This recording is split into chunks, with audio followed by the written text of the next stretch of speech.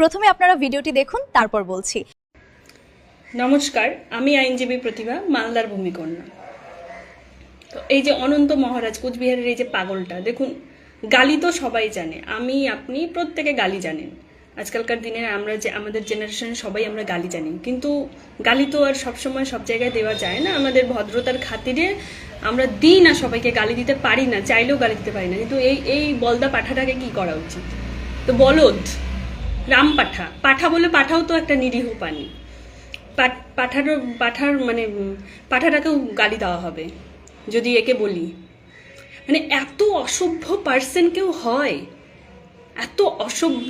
নেতাজিকে নিয়ে day by day একটার পর একটা বলেই যাচ্ছে, মুখে কোনো লাগাম নেই, না, মানে এটা কবে শেষ হবে? আর আমি এই যে জুতোটা দেখিয়েছিলাম, ওই জুতোটা আমি আবার দেখাবো। এই জুতোটা দিয়ে একদম থাপড়ে দেওয়া উচিত।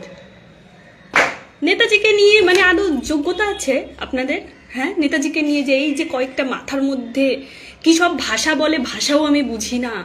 আর ভাষায় সারাক্ষণ নেতাজিকে টার্গেট করে যা ইচ্ছা তাই বলে। নেতাজি নাকি জার্মান, জাপান এইসবের দালাল ছিল, নেতাজি কেন পালালো? এই, তুই কেন এখানে আছিস? তোকে কে স্বাধীনতা দিল? আজকে যে এই যে স্টেজে উঠে এই ভাষণগুলো দিচ্ছিস, এই অনন্ত মহারাজ, এত যে মুখের মধ্যে বুলি, এগুলো তুই কোথা থেকে পাচ্ছিস? নেতাজি স্বাধীনতাটা দিয়েছে, তার জন্য তুই ওখানে দাঁড়িয়ে আছিস। আর আমি দেখছি এই বিজেপির কেউ এই অনন্ত মহারাজ বলে এই বলদ পাঠাটাকে কেউ কিছু বলে না। একটা রাম পাঠা, এটা একটা। এর থেকেও গালিগুলো জানি, গালিগুলো দিচ্ছি না, কারণ একটু হলেও তো মানে মার্জিত থাকতে হয়, তার জন্য আর গালিগুলো দিতে পারি না। কিন্তু এই বলদ পাঠাটাকে কে, মানে কারা একে বানিয়ে রেখেছে, নেতা বানিয়ে রেখেছে? একে বিজেপির উচিত নিজেদের স্বার্থ না দেখে একে বের করে দেওয়া উচিত দল থেকে, তাহলে পশ্চিমবঙ্গের মানুষ একটু শান্তি পাবে। মানে আমরা সবাই বাঙালি, আমাদের রীতিমতো ইমোশনে ডে বাই ডে হার্ট করা হচ্ছে, ডে বাই ডে। উনি মঞ্চে উঠে যা ইচ্ছা তাই বলছে আমাদের নেতাজিকে নিয়ে। আদৌ ওনার নখের যোগ্যতা আছে নেতাজিকে নিয়ে মানে নিন্দা চর্চা করার? জুতো দিয়ে পেটানো উচিত অসভ্যগুলো। না আছে কোনো শিক্ষা। রাজা কাকে বলা হয়? যার মধ্যে রাজ রক্ত থাকে। রাজ রক্ত আদৌ আছে? রাজা তাকে বলা হয় যার মধ্যে রাজ রক্ত আছে। রক্তেরই তো ঠিক নেই এদের।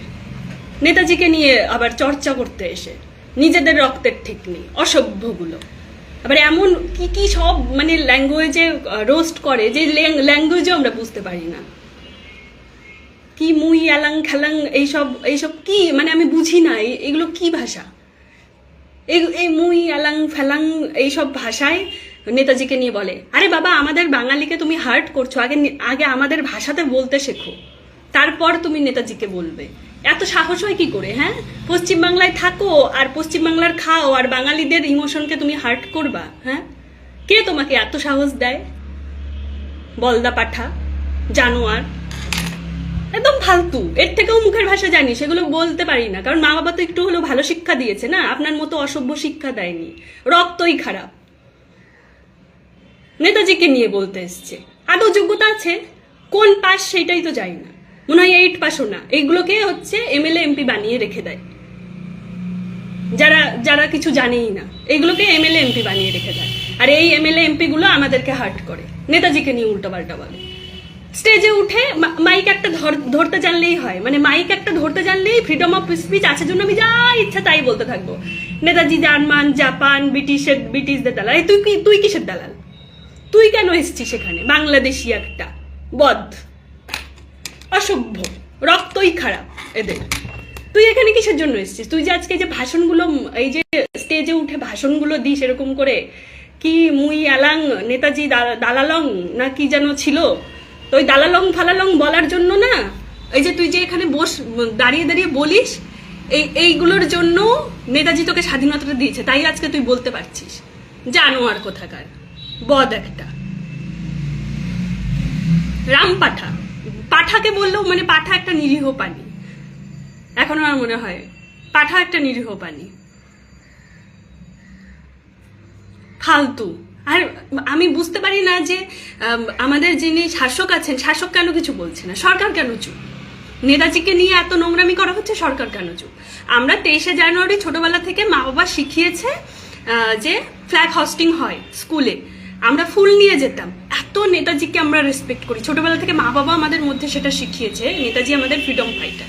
আর এই কোন বলদ পাঠাগুলো কুচবিহার, আলিপুরদুয়ার, জলপাইগুড়ির, এরা নেতাজিকে নিয়ে উল্টো পাল্টা বলে। এই তোদের নখের যোগ্যতা আছে? জানোয়ারগুলো পড়াশোনা কর, যা ভাগ পড়াশোনা কর। আর নাহলে এই যে জুতা দিয়ে পিটিয়ে পিটিয়ে এদেরকে মানে স্কুলে ভর্তি করা উচিত। আমার জুতার দামও না তোদের ওই সার্টিফিকেটের থেকে বেশি। বলদ জঙ্গলি সব। এদেরকে থাকতে দেওয়া হয়েছে জন্যই না এরা গোটা পশ্চিমবঙ্গটাকে একদম মানে ডিস্ট্রয় করে দিচ্ছে। এদেরকেই বাংলাদেশে পাঠিয়ে দেওয়া উচিত। বাংলাদেশি সব কোথা থেকে এসছে তার নাই ঠিক, আর বলে নেতাজিকে নিয়ে কথা বলে। এই তোদের যোগ্যতা আছে? অসভ্যগুলো মানে লিটারালি নিতে পারছি না। কাল পরশুদিন মনে হয় স্টেজে গিয়ে কোন কোন ভাষণ মেরেছে, আবার ওই সেম জিনিস। এরা শাসককে দেখে ভয় পায় না? শাসক কেন এগুলোকে জুগিয়ে রেখেছে এইভাবে? এই বলদ পাঠাগুলোকে এমপি এমএলএ সব বানিয়ে রেখেছে। আমার মনে হয় যে ইমিডিয়েট এইটা একটা অ্যাকশন করা উচিত, যে এমপি এমএলএ বানানোর জন্য মিনিমাম একটা এডুকেশন কোয়ালিফিকেশন দরকার, একটা এক্সামের দরকার। ওই এক্সামে পাশ করতে পারলে সে এমএলএ এমপি হওয়ার যোগ্য, তাছাড়া কেউ এমএলএ এমপি হতে পারবে না। আমার মনে হয় এটা ইমিডিয়েট করা উচিত। না হলে এইসব জোকার বলদ পড়াশোনা জানে না অশিক্ষিত গুলো এইসব কি নিজেদেরকে রাজা বলে দাবি করবে, যাদের মধ্যে রাজরক্ত বলে কোনো ইয়ে নেই, রক্ত খারাপ, তার জন্য নেতাজিকে নিয়ে উল্টাপাল্টা বলে। বলদগুলো কিছু না, খালি আসবে এই খোলো খোলো এরকম এরকম কথাবার্তা, ভাষা। এবার বুঝতে পারলেন তো? अभी बात आई समझ में? अगर अभी भी नहीं समझे तो ये गोमूत्र और गोबर की असर है। अरे भाई थोड़ा सा सोचिए, दिमाग किस लिए है? How long will we let people be fooled? এরকম নতুন নতুন এবং নানান ধরনের ভিডিও দেখার জন্য আমাদের চ্যানেলটি সাবস্ক্রাইব করুন। সবাই ভালো থাকুন, ধন্যবাদ।